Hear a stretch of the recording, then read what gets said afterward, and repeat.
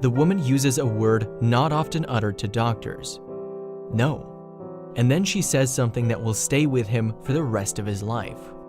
Now, Dr. Diplano is a urology surgeon based in Cagliari on the Italian island of Sardinia, and he has worked as a urologist since 2010 after graduating from the University of Cagliari.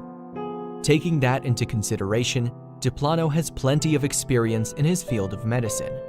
However, the encounter he had with the patient in question would leave a lasting impression on him. Things had begun pretty ordinarily enough at the Serai di Carbonia Hospital in 2016. Yes, Diplano was working on the urology ward when he received a call from another department.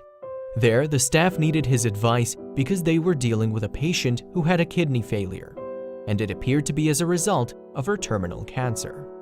Given his expertise in urology, other departments sought out Diplano for his advice on a daily basis. So in this sense, the phone call he'd received was nothing unusual. However, that all changed when the surgeon went to meet the elderly woman in question. In fact, the experience shook him to the core. Indeed, the doctor, then 37, felt the need to recount his interaction with the lady on Facebook. Describing the patient, he wrote, "She was between 70 and 80 years old, looked incredibly pale, and had carrot-colored hair just a couple of centimeters long, but impeccably varnished pink nails. I looked at her file, examined her, and repeated the ultrasound scan.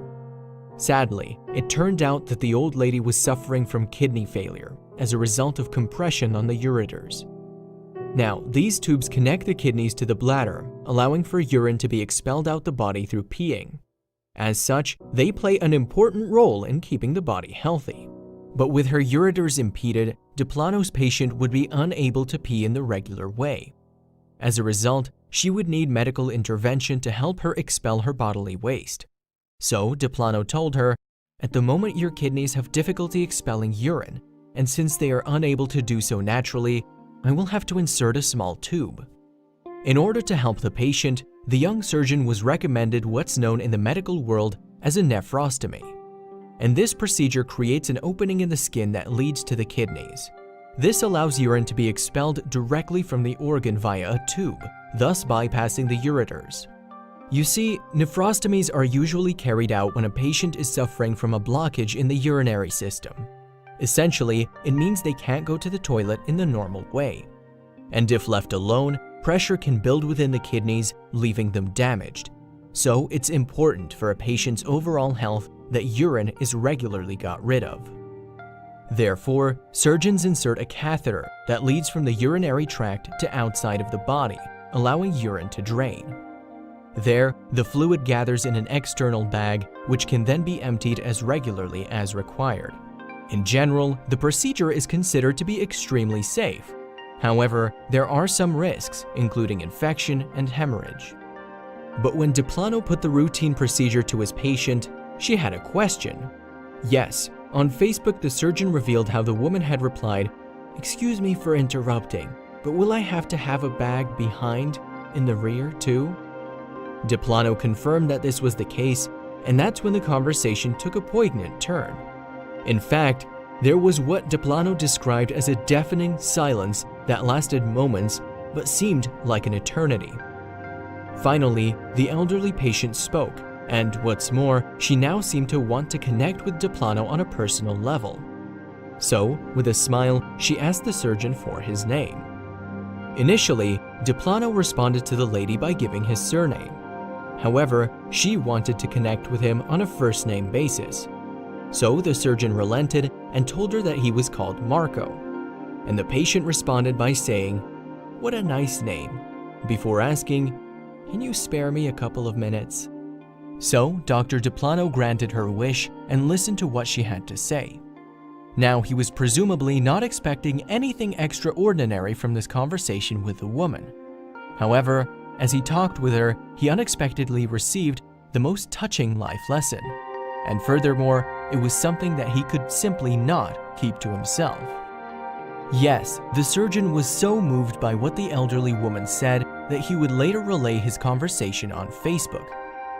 Touchingly, she had spoken from the heart and her powerful message later touched thousands of people who read it. Taking this into consideration, within hours of Deplano sharing his post, it went viral. Indeed, as Deplano's account circled on social media, it was eventually shared an impressive 100,000 times. Furthermore, it attracted 156,000 reactions and 2,800 comments. So it seemed that the dying woman's message had resonated with thousands of people. And this was despite the fact that most of them would have had no connection with the surgeon or his patient. But what about the doctor's own feelings in all of this? Well, Deplano knew all too well how evocative his patient's words had been for him.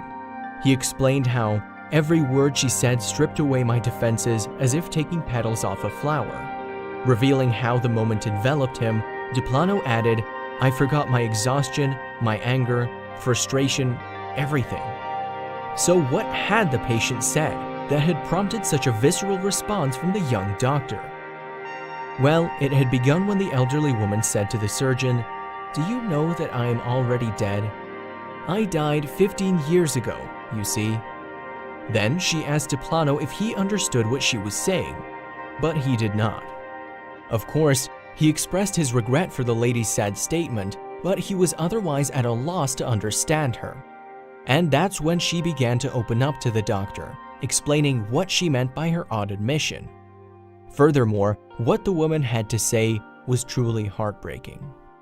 Indeed, the patient revealed to Deplano, 15 years ago, my 33-year-old son passed away. He had a heart attack. I died that day too, you know. I should have died with him 15 years ago." Revealing her agony, the woman added, "I died then with him, and then I died again 10 years ago when they diagnosed me with this disease." While the woman had managed to live with her heartbreak until now, it seemed her kidney failure was the last straw. For it became clear that she was actually dying, which seemed to come as a relief. As she went on to explain, "I don't have to pretend for others anymore." As she continued to explain to Deplano, the patient revealed more details about her family situation. You see, she explained how her other children and grandchildren were all grown up and doing well. So she finally felt ready to reunite with the son she'd lost all those years ago. She told the surgeon, "I want to go join him." And with that, she made a decision. Yes, given that she no longer feared death, the woman decided to turn down Deplano's offer of a nephrostomy.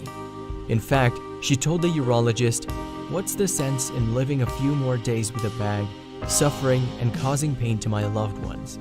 I have my dignity." And then the patient turned to Deplano with a question. She asked, "Will you be offended if I don't want to do anything? I'm tired. I'm ready to entrust myself to the hands of God. Tell me the truth. Will I suffer?" Well, Deplano assured his patient that it was up to her how to proceed. However, he tried to broach the subject of the nephrostomy once more. But the woman simply wouldn't consider the procedure. And she told Deplano firmly, "Marco, I said no. It's my life. I've decided. If you want something to do, let's stop the transfusion. Then I can go home and eat ice cream with my grandson." So, faced with peeing in a bag or living out her days with dignity, the patient chose the latter. Astonishingly, the patient's honesty left Deplano feeling floored. However, he admired her decisiveness. Writing on Facebook, the surgeon said, "I forgot the years of study, the thousands of pages I'd read, the rules, the facts. I felt naked and disarmed facing this candor, this awareness of death." Furthermore, the normally professional doctor found himself caught in an unlikely scenario. That's right, so overcome was Deplano by his patient that he struggled to contain his emotions and had to compose himself. As he went on to explain, "I turned around to write in the file so the nurse wouldn't see the tears in my eyes. I was so moved. Anyone who knows me knows that's not usually me." But Deplano's tears didn't go unnoticed by his insightful patient. You've guessed it. Realizing the surgeon was upset, the woman asked him, "Marco, does this touch you?" Responding with honesty, Deplano said, "Yes, a bit, ma'am. I'm sorry." However, the dying woman reassured him, "No, It's nice. Thank you.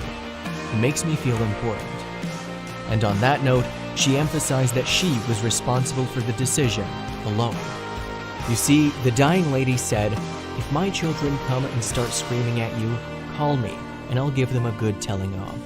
You write on your report that I'm fine." And the patient had yet another request for Diplano. What's more, it was almost a kind courtesy to round off the final touching interaction. Yes, she uttered, "Marco, can I ask you something else?" She said, "You're a special young man. I can tell, and you're destined for great things. Can you give me a kiss, like the kisses that children give their mothers? I will pray for you and my son. I hope to see you again." As you can guess, Diplano obliged and gave the lady a kiss, and later he would write on Facebook, "At that moment, she was the most beautiful woman in the world. Bright, determined, mom, grandma, in a word, pure love." And more importantly, the doctor said that the patient had given him the most touching life lesson of his life. Following her chat with Diplano, the woman soon returned to her ward. But the encounter would stay with the surgeon for some time, leading him to reflect on the interaction on social media. There, he explained how the woman had helped him to rethink his attitude towards death and accept it as she had. That's correct, because Diplano reflected, "Things that years of study don't teach you.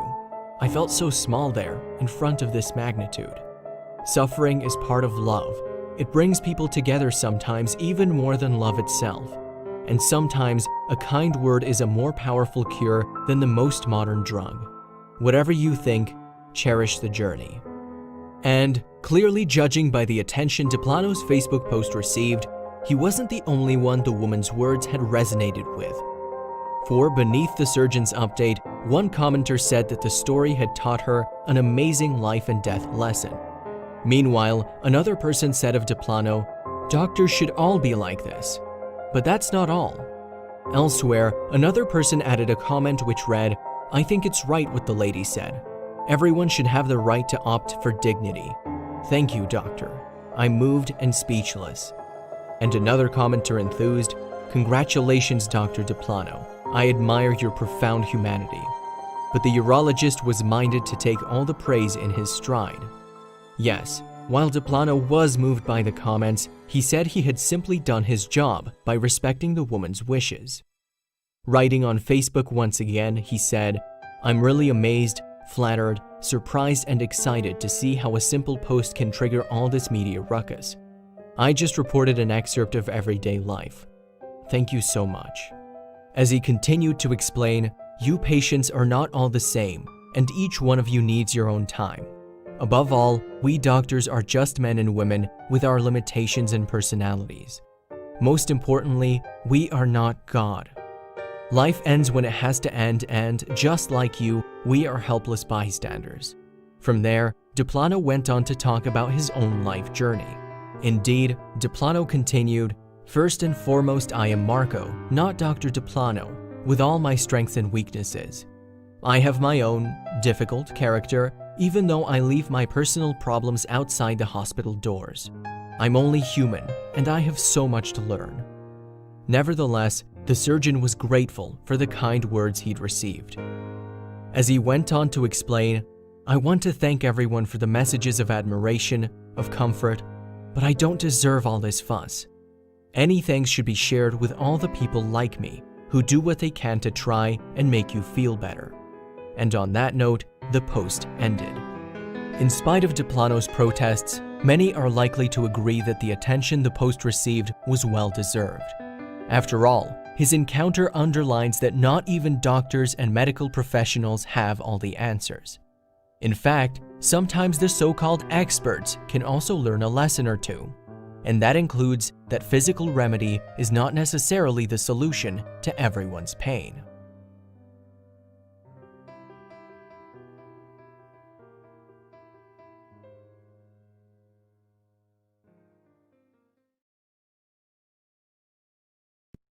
Dad, fed up with daughter not sleeping, takes matters into his own hands.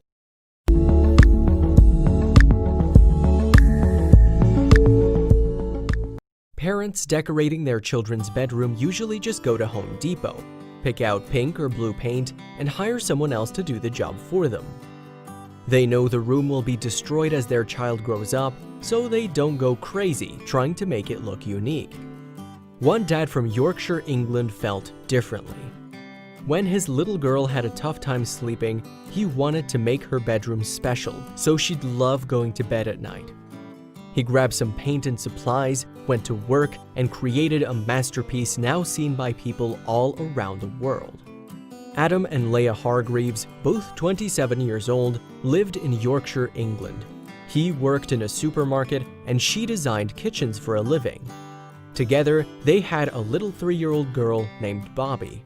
They were your average family and had daily struggles, just like the rest of us.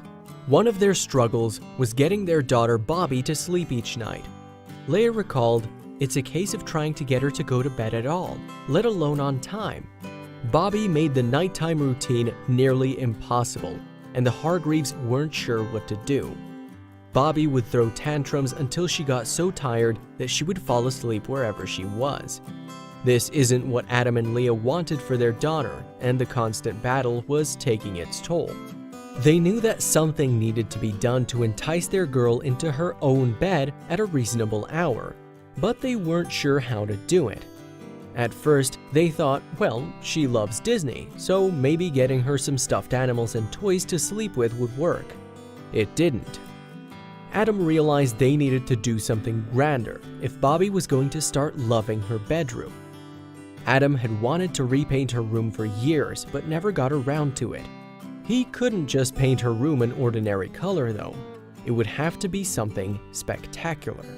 When Adam was younger, he had an interest in art, but after leaving school, he just didn't think he had what it took to become a full-time artist, even though he loved drawing and painting.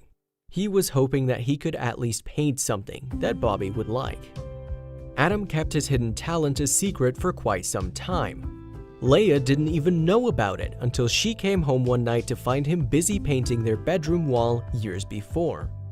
After the initial anger wore off, she took a step back and saw just how talented her husband really was. So when he came up with the idea to paint something special on Bobby's bedroom walls, Leah was all for it. They both agreed, since their little girl loves all things Disney, that Adam would try his best to produce a Disney-themed bedroom. Adam wasted no time getting to work. He grabbed the paint, materials, and his camera. He wanted to document his work to show his progress and to one day show Bobby what he'd done for her. Adam started with the background of his painting.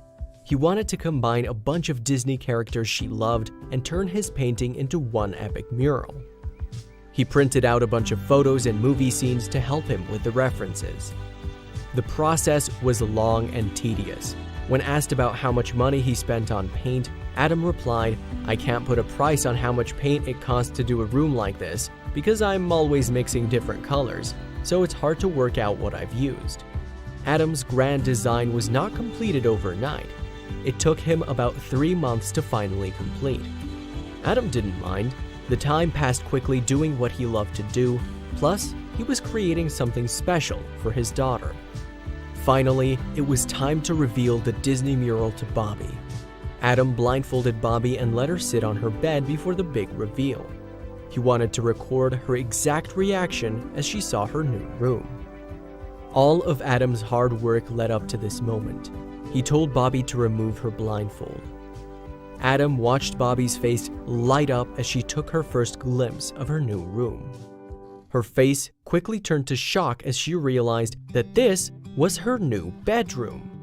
Adam had successfully incorporated all of Bobby's favorite Disney characters in his mural. From Ariel, Nala, and Aladdin to Lady and the Tramp, Adam covered it all. Bobby could barely get the words "thank you" out before running and hugging her dad. As of 2018, Bobby loved sleeping in her room, and Adam and Leah were finally able to get her to go to sleep at a reasonable time without a fuss. Bobby obsessed with her Disney-themed room, and Adam was excited to get back to a hobby he loved. After posting his time-lapse on YouTube, his video quickly went viral. People were so impressed with what he had done and began asking questions about his work. This all made Adam rethink giving up his dreams of being a full-time artist. After speaking with Leia, they both decided that Adam should pursue a career in bespoke art.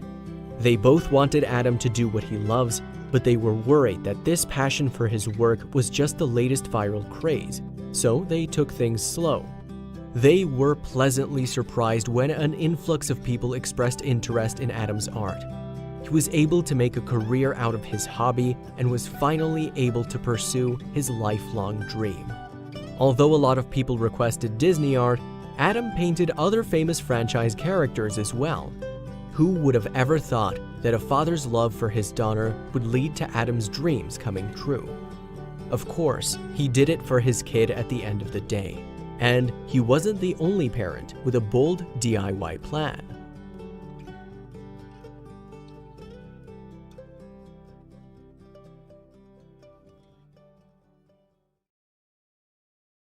Meet the 17-year-old training to be one of the first people on Mars.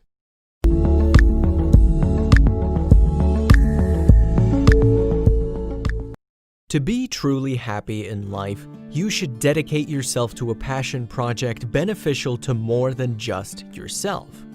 Some aim to bring spiritual enlightenment to loved ones through their religion, and others aim to improve their communities. But one girl in Louisiana has ambitions that might just benefit everyone. Yup, everyone on planet Earth. At 3 years old, a little girl watched a silly kids cartoon that inspired her to think beyond the world she lived in. From that moment on, she pursued a new life's passion with admirable and unbelievable intensity, aiming in the end to leave a lasting impact on all of humankind despite the serious risks. In some ways, 17-year-old Alyssa Carson from Baton Rouge, Louisiana is just like any other teenager. She plays soccer with her friends and chess with her dad, but even she wouldn't go as far as to say she's a regular teen.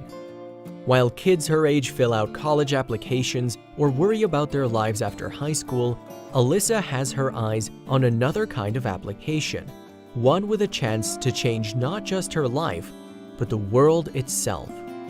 The second she turns 18 in 2019, Alyssa plans on filling out the application for NASA's astronaut training program. Her hope isn't to study on the International Space Station or leap on the moon like Neil Armstrong. Her ambitions go even further. If everything goes according to Alyssa's plan, she'll be the first human being ever to step foot on Mars. And this isn't some silly teenage dream. Her dedication to this goal makes even the most committed workaholics head spin. Her interest in space started at just 3 years old. Little Alyssa watched an episode of the kids' cartoon Backyardigans, where barnyard animals went on a trip to Mars. After the episode, the curious little girl went to her father, Bert. She asked him if human beings have ever been to Mars. "I explained to her that we'd been to the moon, but not Mars," Bert said. But it would be her generation to become the Mars generation. From that moment on, the red planet fascinated her. "I started watching videos of rovers landing on Mars," Alyssa says. "I had a gigantic map of Mars in my room I would look at. We started getting telescopes so we could look at space." At age 7, she had a career breakthrough. It was then her dad took her to NASA's space camp in Huntsville, Alabama. "That was the weekend of my life," she recalls. "I got to learn everything I had been wanting to know and more. I got to see a life-sized rocket." But one trip to space camp wasn't enough. Over the years, she returned to NASA's camps a whopping 18 times. By age 12, she became the first person in history to attend all of NASA's space camps located throughout the world, in Alabama, Quebec, Canada, and Izmir, Turkey. She was only getting started. Alyssa undertakes any space-related activity she can get within a finger's length of. She's the youngest to ever graduate from Advanced Space Academy, her father noted. She got her rocket license before getting a driver's permit. The teenager also regularly participates in simulated space missions and physical preparedness training. She builds robots and rockets and regularly takes weeks off from her college-level coursework, which she performs in 4 different languages for additional training. Sometimes coming back to high school can be boring compared to this, says the girl who's earning her certificates in diving to build her resume. But when will her passion and drive actually see the payoff? Are humans even close to going to Mars? Well, on March 21, 2017, NASA was assigned a very special mission: get human beings to Mars by the year 2033. Just 1 week later, the agency released a 5-phase plan to make it happen. Phases 0 through 3 will see rocket testing, which is already underway, deep space transportation, and study of deep space living. By 2033, NASA plans on sending humans on the 9-month trip to Mars, hopefully with then 32-year-old Alyssa included. With her eyes on such a far-off prize, Alyssa understands the sacrifices she must make in her modern-day life. The idea of having a family, Alyssa says, is something NASA would want you to consider once you come back from Mars. In other words, it's a place we've never been to, and it's a dangerous mission, she says. Having someone you love on Earth, that's a distraction. Romance, then, is off the table for another 15 years. But potential relationships aren't the only ones affected by Alyssa's plans.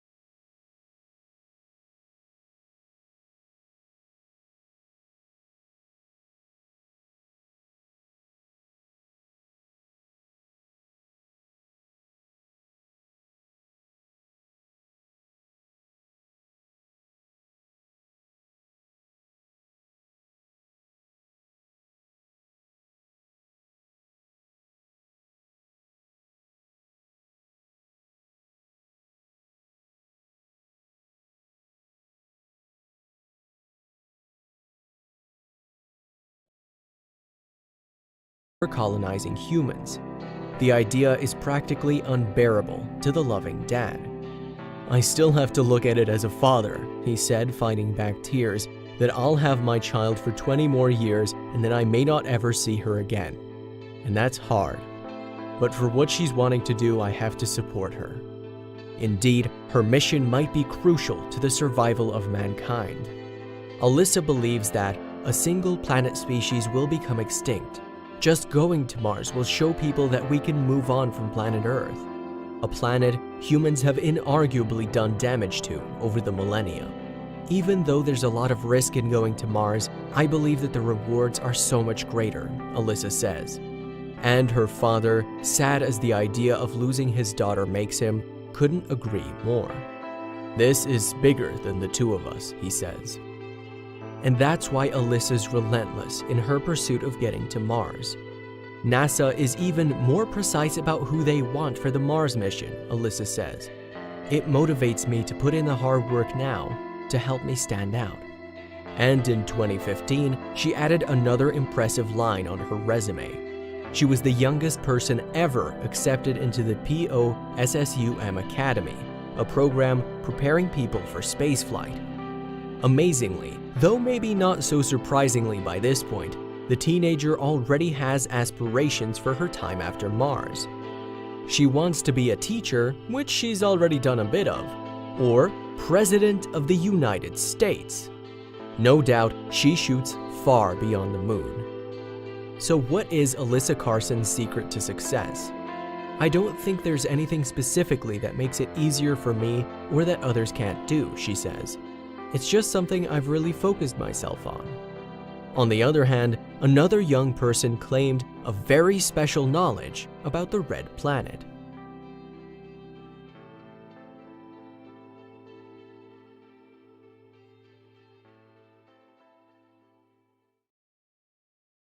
Child's medical scans confound her doctors after a harsh diagnosis.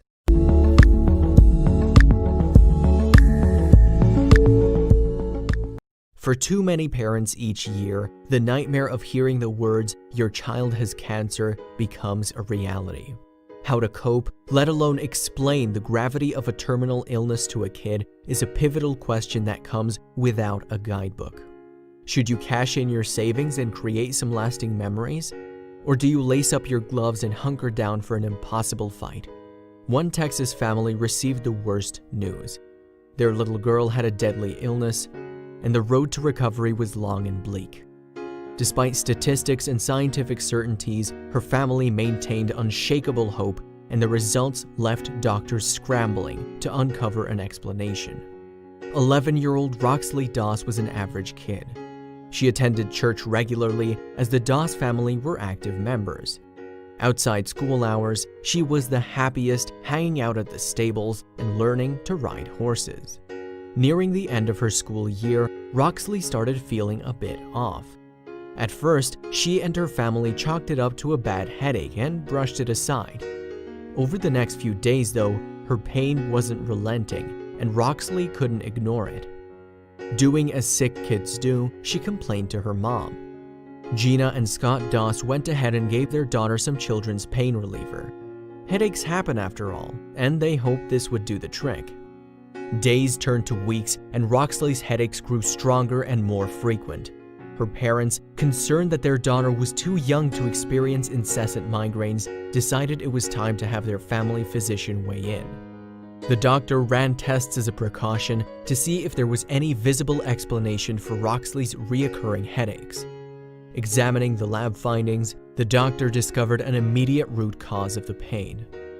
Gathered in the doctor's office, Gina and Scott were shattered by the news she delivered. Roxley's results confirmed that she had an extremely rare kind of tumor called diffuse intrinsic pontine glioma, or DIPG. A childhood cancer diagnosis is a very particular kind of devastation, and the Doss family received the worst of the sort. The location of her tumor at the base of her brain and on top of her spine made it impossible to remove. Gina and Scott listened as the doctor explained how the disease would begin to affect Roxley's body. Decreased ability to swallow, vision loss, decreased ability to talk, eventual difficulty breathing. Dr. Virginia Harrod at Dell Children's Medical Center words stung in their ears. With no known cure, the best Dr. Harrod could offer for medical advice was aggressively treating Roxley with radiation. No, her cancer wouldn't be cured, but at least it would buy her more time than what a typical DIPG diagnosis offers. Before they could accept this bleak sentence, they needed to get another opinion. DIPG was incredibly rare, so there was a chance of a misdiagnosis. The moment they left the hospital, they reached out to their church community for prayers. Hopping on planes, the Doss family visited all the best children's cancer centers in the country. Dana-Farber Cancer Institute in Boston, Johns Hopkins in Baltimore, University of Texas MD Anderson in Houston, and Texas Children's Hospital in Austin.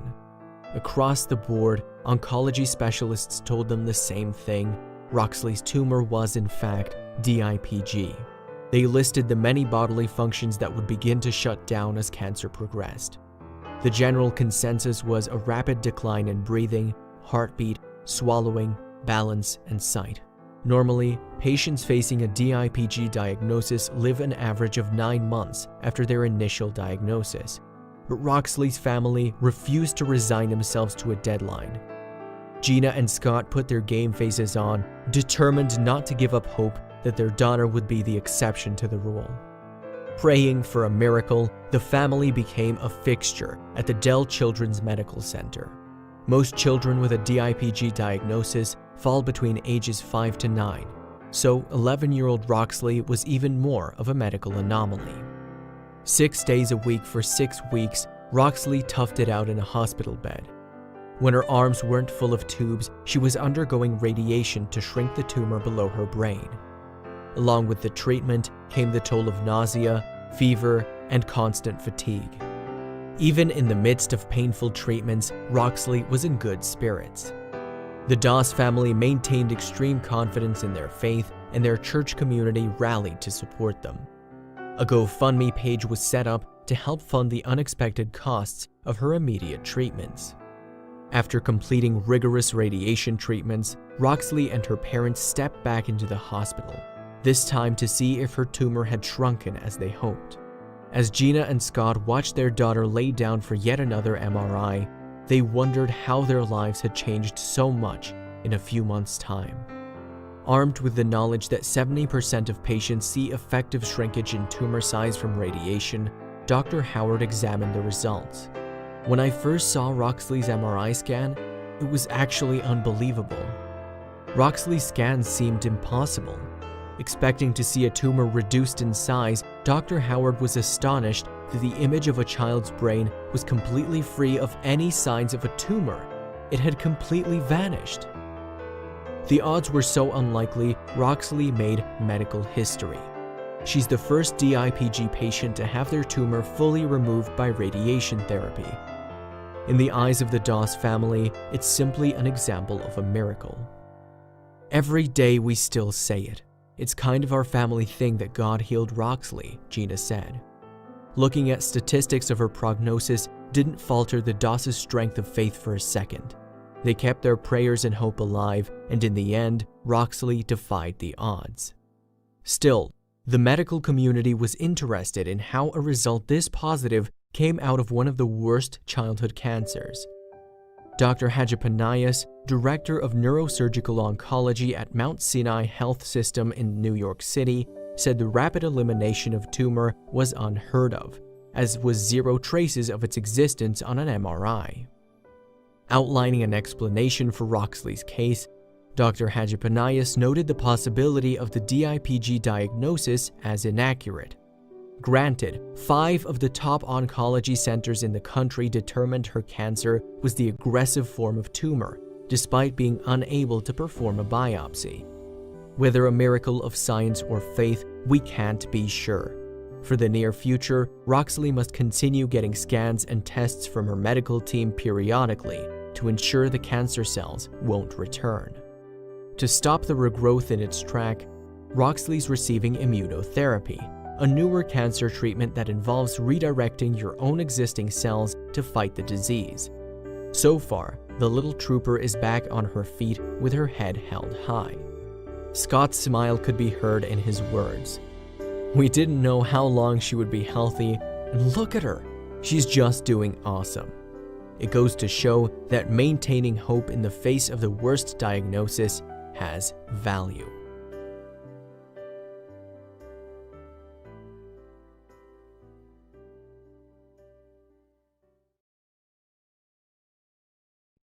Man lives on the streets for 30 years before a cop unearths his true identity.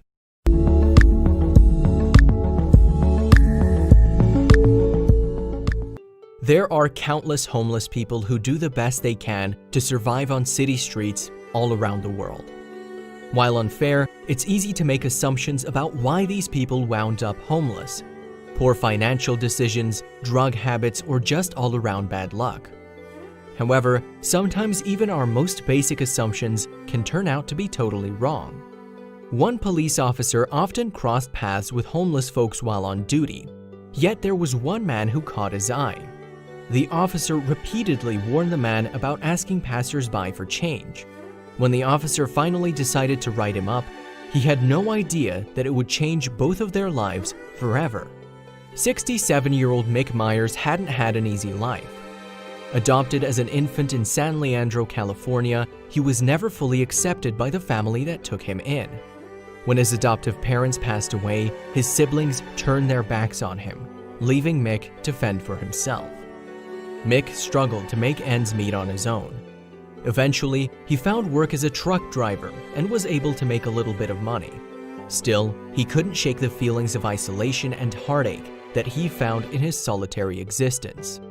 Although Mick worked hard, he eventually lost his job driving. Unable to find employment elsewhere, Mick soon found himself living on the streets and panhandling and playing music in order to survive. This went on for 30 years. Deputy Sheriff Jacob Swalwell knew Mick well. For years, he would approach Mick on the street and tell him that he couldn't ask for change from passers-by. Eventually, he got tired of giving Mick warnings and decided to take action. Deputy Sheriff Swalwell decided to formally write up a citation for Mick. In order to do this, however, he needed a form of ID from Mick to process the citation. Mick answered him honestly. He didn't have any form of identification. "I had given him so many warnings," remembered Deputy Sheriff Swalwell, "and I asked him for his ID, and he said he didn't have an ID. And I immediately asked, 'Why don't you have an ID?'" Deputy Sheriff Swalwell added, "I learned more, that he was disabled and had been homeless for 30 years. He was not an alcoholic, he did not use drugs, he was just a senior citizen on his own." This flew in the face of assumptions the officer made about Mick. Mick went on to explain that he was on the streets because he didn't have access to Social Security. In order to access those funds, he would need an ID, something that was almost impossible for him to acquire. "Well, you've got somebody to help you now," Deputy Sheriff Swalwell said. He told Mick that he would help him get proper identification. This, he hoped, would be the first step in getting Mick off the street. The road to getting that ID wouldn't be easy. In fact, even with the officer by his side, it proved to be a tremendous struggle. That was because the DMV had long since erased any record of Mick from their system, and in order to get him back in, it needed documents that Mick obviously didn't have. The DMV told Mick that he would need to show his birth certificate and 2 forms of identification that confirmed his residency in the state of California. Even Deputy Sheriff Swalwell was stymied. How does a homeless person come up with multiple forms of identification? So, Deputy Sheriff Swalwell enlisted the help of his own pastor to get Mick the residency forms he needed. He also personally tried to track down Mick's birth certificate. When he finally unearthed it, Mick didn't just get an ID, he found his birth name, Gordon Michael Oakley. But that wasn't the end of Mick's story. In fact, things would only get even more unbelievable. After a local news channel featured Mick's story, an investigator named Mark Askins perked up his ears. Mark worked for a company called Miracle Messages, which reunites the homeless with any living relatives they may have but not know about. Mark quickly went to work, and before long, he made an amazing discovery. Mark discovered that Mick's birth mother's name was Marie Pauline Oakley. Marie married while she was still a teenager, and she moved to Tennessee with her husband. When things didn't work out, she moved back to California. At that time, she was pregnant and already the mother to a toddler. Mark managed to track down Marie and found out that she went by the name of Polly. She was overjoyed to receive word about the son she gave up. "I've often wondered what might have happened to him," she said. "But at the same time, I just assumed he had a good family, because that's what I had been told." Polly revealed that, as a baby, Mick needed expensive surgery that she could not afford. At the suggestion of her mother, she gave him up. She assumed that Mick would get the care he needed and be placed with a family who could provide him with opportunities that she simply could not. 2 weeks after Mark found her, Polly met Mick for the very first time since he was a baby. Mick didn't even make it through the door before Polly swept him up in her arms, eager to reconnect with a child she hadn't seen in decades. While Polly felt horrible to learn about the difficulties Mick faced growing up, she was beyond relieved to be reunited with him. Mick was also ecstatic. He went from being despised and shunned by his adoptive family to loved by his birth family. Polly opened up her home to Mick, giving him both a place to live and time to get to know each other. Every day, they were thankful for the hard work of Deputy Sheriff Swalwell, who brought them back together and saved Mick's life in the process. There are so many stories like this one that don't have a happy ending. It's just exceptional that this police officer was able to make such a tremendous difference in Mick's life. Doubtlessly, he'll be forever grateful to Deputy Sheriff Swalwell.